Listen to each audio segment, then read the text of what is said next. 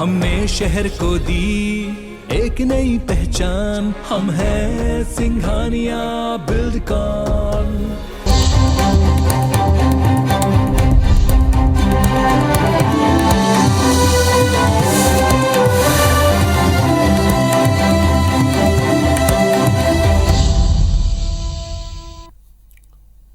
नमस्कार, आप देख रहे हैं मेरा मध्य प्रदेश। मैं हूं आपके साथ राहुल सौमित्र।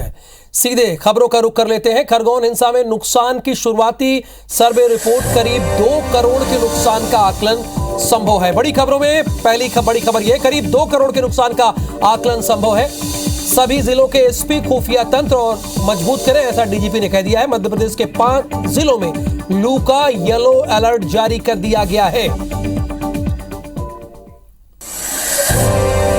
खरगोन हिंसा के बाद आज उस दौरान हुए नुकसान की शुरुआती सर्वे रिपोर्ट सामने आई है। रिपोर्ट के मुताबिक उपद्रव के दौरान 122 मकान, दुकान और वाहन जले हैं। दंगों को यानी जब दंगे हुए उस दौरान 10 मकान पूरी तरह से जलकर खाक हो गए, जबकि 70 मकानों को आंशिक नुकसान पहुंचा है। सर्वे में करीब 2 टन का आकलन है। ये एक आकलन तय किया गया है, तो ये आ रहा है तकरीबन 2 करोड़ से ऊपर का। आपको यह भी बता दें कि सर्वे राजस्व, पीडब्ल्यूडी और नगर पालिका की टीम ये कर रही है। वहीं खरगोन में आज कर्फ्यू के 7वें दिन जिला प्रशासन ने लोगों को बड़ी राहत देते हुए 6 घंटे की राहत दी है। आज सुबह 8 बजे से दोपहर 12 बजे तक और शाम 3 बजे से शाम 5 बजे तक कर्फ्यू में छूट मिली है। ये छूट महिला पुरुष दोनों के लिए रही है। लेकिन ये छूट क्या है? हम आज़ाद देश में रह रहे हैं, अपने ही देश में अगर हमें इस तरह की छूट मिलती रही, अरे भाई 24 घंटे होता है, हमें तो छूट मिली जाए, लेकिन वहां पर स्थिति सामान्य नहीं है पूरी तरह से, इसीलिए टुकड़ों में छूट दी जा रही है। पहले आपको IBC 24 ने बताया 2 घंटे की, फिर 2 घंटे के बाद 4 घंटे हुए, अब 6 घंटे की छूट दी जाने लगी है।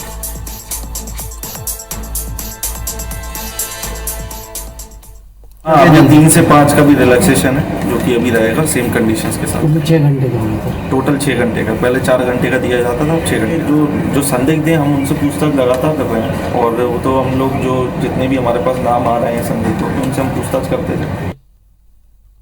खरगोन और बड़वानी के सेंधवा में रामनवमी पर हुई हिंसा के बाद समीक्षा बैठक में डीजीपी ने संवेदनशील जिलों को लेकर सभी जिलों के एसपी को खास निर्देश दिए हैं। डीजीपी ने पुलिस अधीक्षकों को अपना खुफिया तंत्र मजबूत करने के निर्देश दिए हैं। पुलिस मुख्यालय की इंटेलिजेंस विंग भी हर दिन हर जिले के पुलिस अधीक्षकों से कानून व्यवस्था को लेकर बातचीत करेगी। दरअसल समीक्षा बैठक में निष्कर्ष निकाला गया है कि ये चूक किस स्तर पर हुई है, इंटेलिजेंस को इसकी भनक क्यों नहीं लगी। ये देखिए, point to be noted, intelligence को भनक क्यों नहीं लगी। IBC 24 सबसे पहले इसी सवाल पर था। जिला पुलिस अधीक्षकों को गांव-गांव तक नजर रखने को कहा गया है। इसमें इन्हें कोटवारों और ग्राम रक्षा समिति की सहायता लेने के भी निर्देश दिए गए हैं। शहरों में नगर रक्षा समिति की मदद लेने के लिए भी कहा गया है।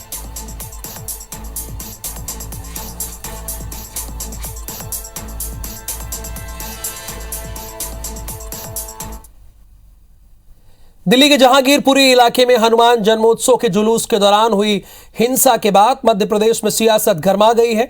मंत्री विश्वास सारंग ने एक बार फिर दंगों के लिए कांग्रेस और दिग्विजय सिंह पर ठीकरा फोड़ा है। वहीं कांग्रेस बीजेपी पर अगला चुनाव सांप्रदायिक मुद्दे पर लड़ने का आरोप लगा रही है।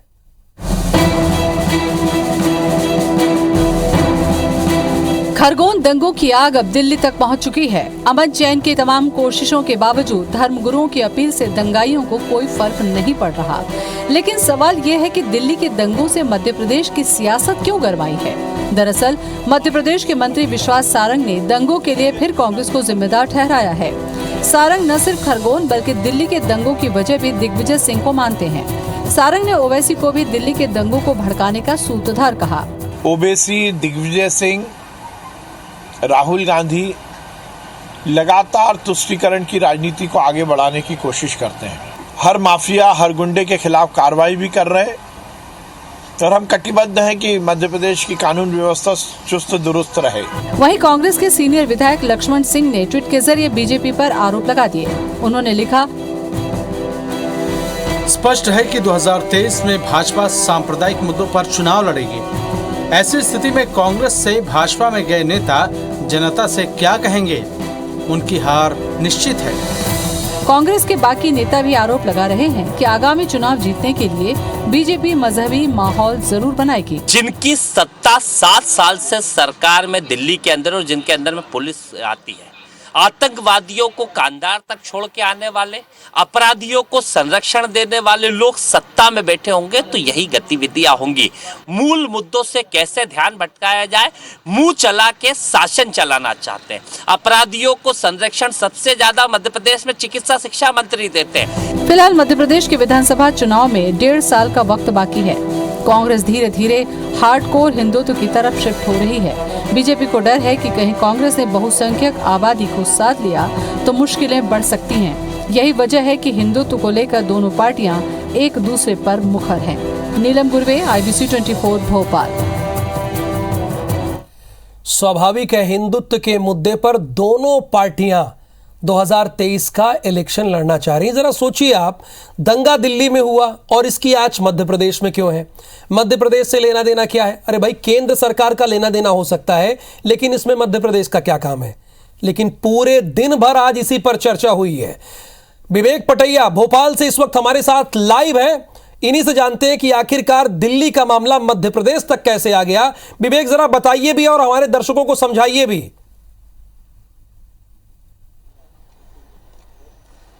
देखिए, पिछले दिनों रामनवमी पर जब हिंसा हुई खरगोन में, तो उसकी चर्चा दिल्ली और तमाम पूरे देश भर में हुई। और आप देख रहे थे कि कई ऐसे राजनेता थे जिनका मध्य प्रदेश से कोई लेना देना नहीं है, लेकिन वो वहां बैठकर भी मध्य प्रदेश में हुए हिंसा के मामलों पर अपने बयान दे रहे थे। लेकिन अब जब दिल्ली में हिंसा हुई है तो उसकी चर्चा मध्य प्रदेश में हो रही है। मध्य प्रदेश के नेता, चाहे वो बीजेपी के हो या कांग्रेस के हो, उसको जोड़कर एक दूसरे पर आरोप प्रत्यारोप लगा रहे हैं। इसके पीछे का सबसे बड़ा कारण यही है कि किस तरह जो है बहुसंख्यक और किस तरह जो अल्पसंख्यक है, उनके वोटों में हम कितने अपने आप को ईमानदार साबित कर सके, उनके वोट हासिल कर ले, इसकी कवायद है और कुछ नहीं है। इसके पीछे सबसे बड़ी चाल यही है कि राजनेता जो है एक दूसरे को ये बताने की कोशिश कर रहे हैं कि हिंसा जो हो रही है उसके पीछे का कारण जो है राजनीतिक पार्टियां ही हैं। जिस तरह दिल्ली में हिंसा हुई है उसके पीछे अब कारण बताए जा रहे हैं कि आम आदमी पार्टी वहां पर सत्तारूढ़ है, इसलिए उसके लिए जिम्मेदार आम आदमी पार्टी है। आम आदमी पार्टी कह रही है कि केंद्र सरकार वहां पर पुलिस प्रशासन जो है दिल्ली का, वो केंद्र सरकार के पास है, इसलिए केंद्र सरकार इसके लिए जिम्मेदार है। केंद्र सरकार को वहां की सुरक्षा व्यवस्था पर ध्यान देना चाहिए। लेकिन उसकी आंच अब मध्य प्रदेश तक आ रही है। मध्य प्रदेश के खरगोन दंगों की आग अभी शांत नहीं हुई है, लेकिन दिल्ली की आंच यहां तक आ गई। मतलब सियासत जो है फुल हो रही है, सियासत जारी रहेगी। लेकिन इन दंगों में जो लोग प्रभावित हुए हैं उनसे आप यदि जाकर पूछे कि उनको कितना नुकसान हुआ है, खरगोन में आज तक जो लोग बेघर हुए हैं, उनके घर नहीं बन पाए हैं, वो घरों में से बाहर नहीं निकल पा रहे, कर्फ्यू अभी भी जारी है। तो ये दंगे हो या फिर इस तरह की हिंसा, इससे आम आदमी पिसता है, लेकिन सियासत करने वाले लगातार इस पर सियासत करते हैं और एक दूसरे को कोसते रहते हैं। यही लोग तो मौका भी देते हैं विवेक, मौका भी तो यही लोग देते हैं। ट्वीट करेंगे, डिलीट करेंगे, उसके बाद तो मौका मिलेगा। फिलहाल आपका बहुत बहुत शुक्रिया इस पूरी जानकारी के लिए। विवेक ने कई अहम जानकारियां दी। आगे बढ़ते हैं। बीजेपी मध्य प्रदेश में ऐसा प्रयोग करने जा रही है जो उसे कई सालों तक जवान बनाए रखेगा। इसके लिए कोई जड़ी बूटी नहीं बल्कि एज फार्मूला अपनाया जा रहा है। बीजेपी संगठन में पीढ़ी परिवर्तन का दौर चल रहा है, जिसका असर नगर निकाय से लेकर विधानसभा चुनाव में भी दिखने लगेगा। पार्टी युवाओं के सर भगवा सेहरा बांधकर एक बड़ा संदेश देने वाली है। पीढ़ी परिवर्तन के दौर से गुजर रही बीजेपी ने आने वाले नगरीय निकाय चुनाव से लेकर विधानसभा चुनाव में युवा चेहरों को आगे करने की तैयारी शुरू कर दी है। ऐसे में 30 से 45 साल उम्र के नेताओं और कार्यकर्ताओं का चांस बढ़ गया है। संगठन में मंडल स्तर पर अधिकतम 35 और जिला स्तर पर 50 साल की अधिकतम आयु वालों को पहले से ही कमान मिल चुकी है। वहीं अब पार्षद से महापौर तक के लिए भी 40 से 45 साल तक के उम्र के चेहरों को ज्यादा मौका देने की तैयारी है। ये कवायद उस रणनीति का हिस्सा है जिसके तहत अगले 2 दशक तक पार्टी में नई पीढ़ी को मौका देकर नया नेतृत्व गढ़ना है। पार्टी का थिंक टैंक संगठन में ऐसा कोई पीढ़ी अंतराल नहीं चाहता जिससे पार्टी कुछ सालों में बुजुर्गों की पार्टी बनकर रह जाए। राष्ट्रीय अधिवेशन मुंबई में हुआ था, उस समय भारतीय जनता पार्टी ने अटल जी और अडवाणी जी के नेतृत्व में वहां तय किया था कि नई पीढ़ी को स्थान और पुरानों को सम्मान। तब से लेकर लगातार इस प्रकार के पीढ़ीगत बदलाव होते रहे हैं। बीजेपी नगरीय निकाय चुनाव में युवा प्रत्याशियों पर दांव लगाने जा रही है। इसे विधानसभा चुनाव से पहले की तैयारियों के तौर पर भी देखा जा रहा है। इससे पार्टी के फ्लेवर चेंज टेस्ट के प्रयोग के तौर पर उठाए जाने वाला कदम माना जा रहा है। इसकी वजह से पार्टी को न केवल ऊर्जावान कार्यकर्ताओं को आगे लाने का मौका मिलेगा, बल्कि नई सोच के कार्यकर्ताओं का बेहतर विकास में इस्तेमाल करने का मौका भी होगा। बीजेपी ने लोकसभा और विधानसभा चुनाव में 75 साल या ज्यादा उम्र के नेताओं को चुनाव मैदान में उतारने से परहेज किया था। साल 2018 में हुए विधानसभा चुनाव में पार्टी ने बाबूलाल गौर, सरताज सिंह, रामकृष्ण कुसमरिया, माया सिंह, कुसुम महदेले समेत वयोवृद्ध हो चुके कई नेताओं के टिकट काटकर उनकी जगह युवा चेहरों पर दांव लगाया था। हालांकि कांग्रेस को बीजेपी की इस कवायद पर संदेह है। कैसे गरीबों को और मध्यम वर्ग के नौजवान लड़कों को बरगलाया जाए कि तुम्हें टिकट के नाम पे, और आखिरी में सिर्फ बीजेपी में आप देखना ढाक के 3 पात निकलेंगे और सिर्फ नेता पुत्रों को टिकट दी जाएगी। मध्य प्रदेश की 42 विधानसभा सीटें ऐसी हैं जहां एज फैक्टर के हिसाब से युवा निर्णायक की भूमिका में है। बीजेपी संगठन में भी युवाओं को जिस तरह से अहम जिम्मेदारियां दी जा रही हैं, उससे साफ है कि बीजेपी नगर नगर नया चेहरा, युवाओं के सर भगवा सेहरा बांधने की तैयारी में है। विवेक पटैया, IBC 24 भोपाल। इधर रायगढ़ जिले में एक दिवसीय दौरे पर पहुंचे केंद्रीय मंत्री ज्योतिरादित्य सिंधिया ने विभागवार अधिकारियों की बैठक ली। इस दौरान मंत्री तुलसी सिलावट, प्रभारी मंत्री मोहन यादव भी मौजूद रहे। IBC 24 आपको ये बताना चाहता है कि कांग्रेस का दामन छोड़ भारतीय जनता पार्टी में शामिल होने के बाद ये ज्योतिरादित्य सिंधिया का पहला रायगढ़ दौरा है। दिग्विजय सिंह के गढ़ में उनकी आमद पर सवाल पूछे जाने पर सिंधिया ने कहा वो किसी को चुनौती देने नहीं आए हैं। हालांकि उन्होंने दिग्विजय सिंह पर तंज कसते हुए कहा कि दिग्विजय सिंह का काम सवाल खड़ा करना ही है। 6-7 साल पहले मैं राजगढ़ जिले में आया था और उस राजगढ़ जिले और आज के राजगढ़ जिले में बहुत परिवर्तन मैं पा रहा हूँ, और यही प्रधानमंत्री जी और हमारा लक्ष्य है, जहां केंद्र और प्रदेश सरकार दोनों मिलकर कार्य करना अनिवार्य है सर, और उस लक्ष्य की पूर्ति करने के लिए हम पूर्ण कोशिश करेंगे। और अब वक्त हो गया है बड़ी खबरों का, यानी बिग न्यूज का। मधुकुंज अगरबत्ती प्रेजेंट्स बिग न्यूज। अगरबत्ती हो तो मधुकुंज।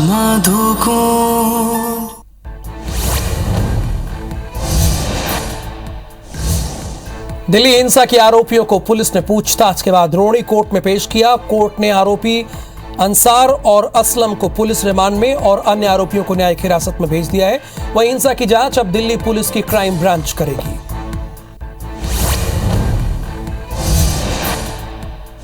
जांच के दौरान फायरिंग वाली जगह से गोली का खोखा बरामद हुआ है। पुलिस की 10 टीमें हिंसा की जांच कर रही हैं। दिल्ली पुलिस ने बताया कि फायरिंग करने वाले अंसार असलम समेत 20 आरोपियों को गिरफ्तार किया गया है, जिसमें 2 आरोपी नाबालिग हैं। आरोपियों के कब्जे से 3 तमंचे और 5 तलवारें मिली हैं।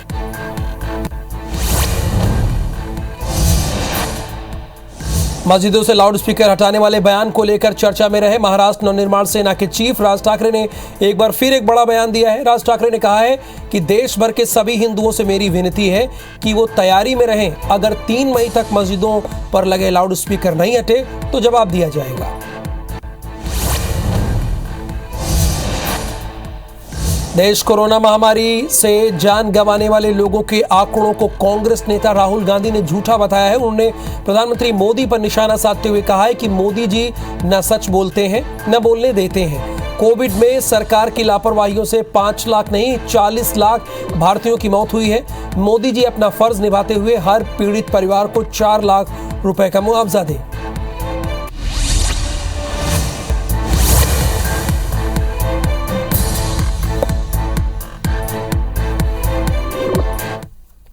और बिग न्यूज के बाद मेरा मध्य प्रदेश की होगी।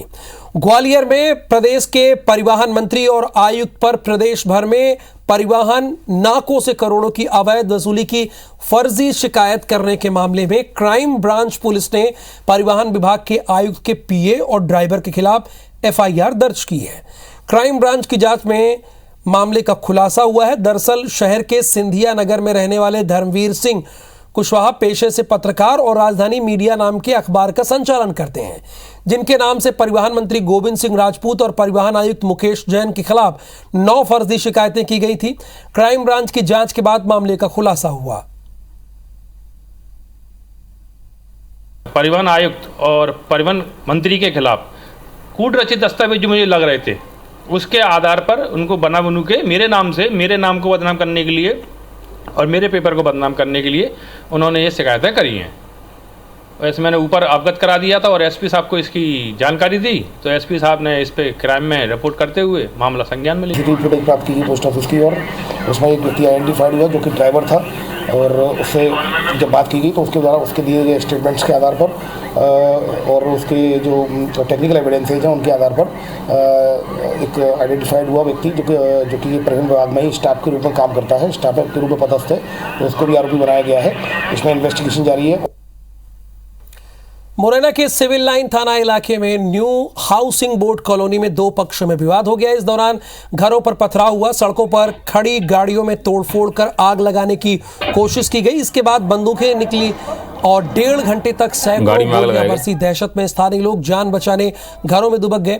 उत्पाती भीड़ ने घरों के बंद दरवाजों पर पत्थर फेंके और गोलियां बरसाई। इस दौरान एक युवक घायल हो गया। घटना में पुलिस की लापरवाही सामने आई। इस मामले में पुलिस ने 24 उपद्रवियों के खिलाफ मामला दर्ज किया है और 2 लोगों को हिरासत में लिया है। दरअसल भूपेंद्र सिंह सिकरवार के घर में ईंट से भरे पिकअप वाहन का ड्राइवर पीटने के डर से घुस गया था। इस पर महाराजपुरा गांव के लोगों ने घर में घुसकर तोड़फोड़ की और निर्माणाधीन मकान के लिए लाए गए टाइल्स और मार्बल को पूरी तरह क्षतिग्रस्त कर दिया। घटना में भूपेंद्र सिंह सिकरवार को लाखों का नुकसान झेलना पड़ा है। गाड़ी जो है एक मोटरसाइकिल से टकरा गई और उसको लेकर के विवाद बढ़ा और लेडी की तरफ से कुछ लोग आ गए और बाद में जो है एक पथराव और इस तरह की चीज़ें घटनाएं हुई और इसके बाद दोनों की तरफ से हवा फायर किया और इसको लेकर के मुकदमा दर्ज कर लिया गया है और मामले को विवेचना में लिया गया है। हटा बस स्टैंड पर शासकीय भूमि पर फैले अतिक्रमण के खिलाफ प्रशासन ने कार्रवाई की और बस स्टैंड को अतिक्रमण मुक्त कराया। कार्रवाई को हटा में पिछले दिनों हुए गोलीकांड से जोड़कर देखा जा रहा है। बताया जा रहा है कि गोलीकांड समेत अन्य मामलों में शामिल आरोपियों ने अवैध निर्माण किया था, जिसे राजस्व नगरपालिका पुलिस अमले की उपस्थिति में जमींदोज किया गया।